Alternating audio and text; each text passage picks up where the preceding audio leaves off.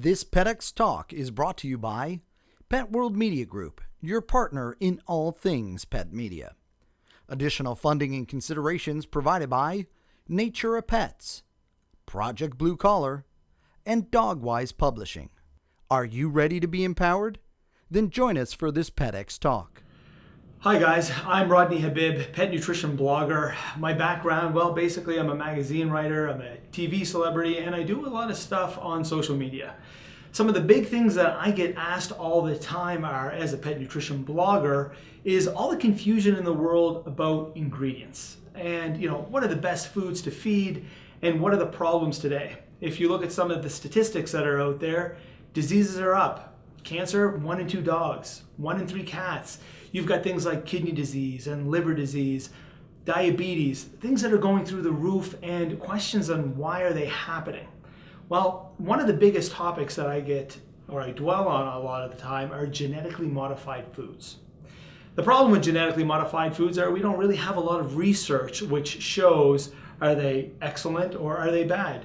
You'll have both sides of the camp, each side trying to defend themselves.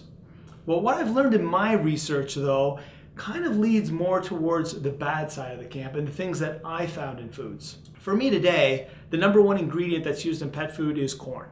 Corn is massive. You can't look at any bag right now across America, across North America, and it's not the number one ingredient in the world.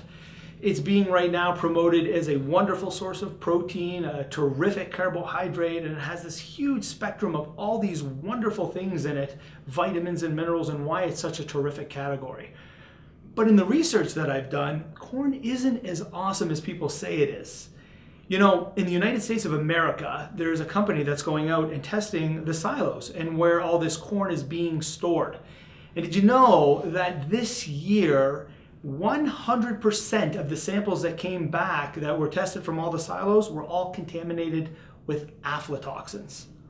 Aflatoxins are mold, and well, our pets are eating those. In fact, in America, the farmers had to spend millions of dollars trying to recuperate monies from all the damages that they had to their crops. Well, there's a small loophole there with the FDA that says we're allowed 20 parts per million of mold to go into pet food today.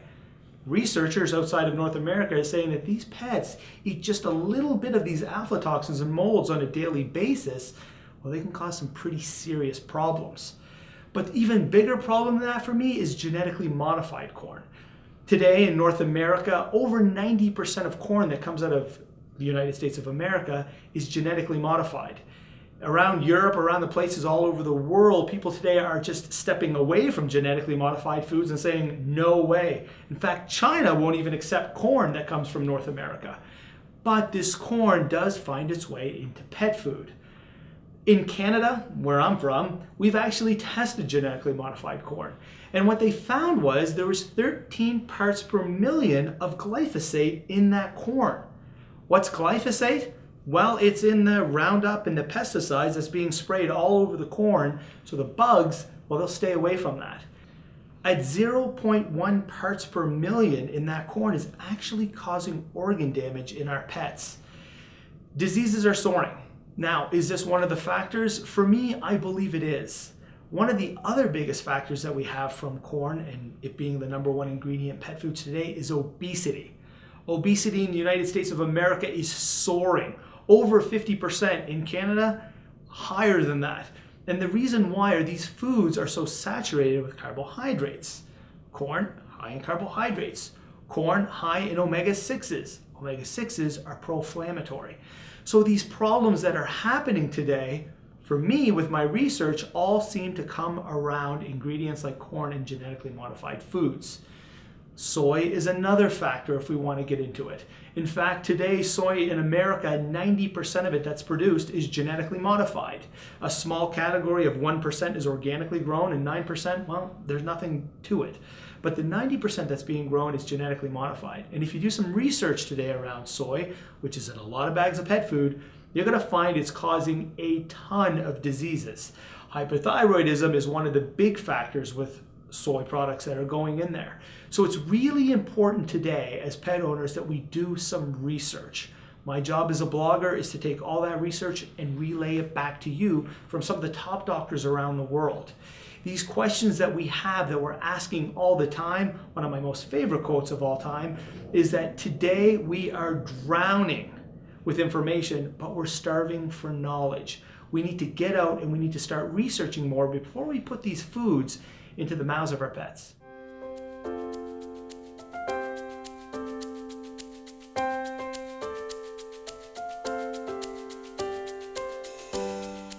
We're here with Rodney Habib, who just did a wonderful, insightful, passionate PetX talk, which begs the question, Rodney, how are the pet companies responding to the outcry and concerns that pet parents have about these types of issues? Right. Big time. If you walk down these aisles, you are seeing those responses in those packages and those bags and those label claims. You know, right now, corn is quickly becoming the bad word in the industry. And if you're watching how the industry is moving, it is heavily trending towards grain-free. So grain-free is moving massive right now. So the industry is trying to listen and trying to understand what these pet owners want. Pet owners today are doing research. They know that ingredients like corn and soy and things like that might be bad. Do they know 100% why? Maybe not. They heard it from a friend or from a neighbor, this is bad, I gotta stay away from it. The industry is listening. These companies are hearing what's happening, and so now they're promoting these foods that are grain-free. Are they better, though, is the question. I mean, ideally today, you know, I had mentioned previously that obesity is up, and obesity is soaring, and it should hit 60% maybe by the end of next year. Who knows? These carbohydrates are a massive problem. Why? Because the labeling on these packages is a massive problem. As a pet owner, if you want to know, hypothetically, how many carbohydrates are in your bag of pet food? You're not going to know. It's not on the package. So these poor pet owners will run and grab these packages off the shelf and they'll be like, oh my God, look, I got this wonderful package here. It's low in fat. It's low in fat, but it doesn't mean that it's not high in carbohydrates. So these consumers, unfortunately, are running out now and they're grabbing things that are grain-free and just pulling them off the shelf and, oh man, look what I got. This is going to be awesome for my pet. It's probably got more meat in it. It's going to be healthier. I'm avoiding corn. I'm avoiding soy. This is perfect. What they don't realize is that these foods that are grain-free, it doesn't necessarily mean that they're still not highly saturated in carbohydrates. Some of the tricks today that manufacturers are using are they're saturating it with potatoes and peas. Potatoes are flaming with there's 650 grams of starch per kg in a potato. I mean, it's packed. We know potatoes as being super starchy. When we eat starch, what does our body do? It converts it to sugar. And what does sugar do? Sugar wreaks havoc in these poor animals. Some of these animals, you know, to go back to your quick question about corn, one of the big reasons I found when I was doing a lot of research in corn was people were blaming corn for allergies. Because pets are itching and scratching all the time. If you did some research, you'll find that veterinarians are packed today with people who are saying, my dog has allergies, right? So people are now trying to come off of these grains. They're trying to come off of corn and trying to come off of rice and oatmeal and things like that. But what they don't realize is that 99% of these allergies today, if you did a little bit of research, are self-induced by us, the pet owner. We're filling our pets' bowls with starch because we're buying some things that we think that are grain-free that are going to prevent allergies. They're high in peas, they're high in potatoes, they're high in starch. Our animals are eating them. Animals have a natural buildup of yeast on their system. We break down these starch to sugars. And when you feed sugar to yeast, do you know what that does? That amplifies a massive problem. And these poor pets are scratching and tearing themselves apart because their diets are so heavily concentrated with these starches. So the industry today is trying to move forward, and the industry is trying to follow the trend in what's happening. But it's interesting to see that now the industry itself is actually turning on each other. And you're watching these manufacturers that are going after each other. And this manufacturer is saying, you're putting corn in your food. No, I'm not. Yes, you are. And it all comes back to these labeling claims and these issues.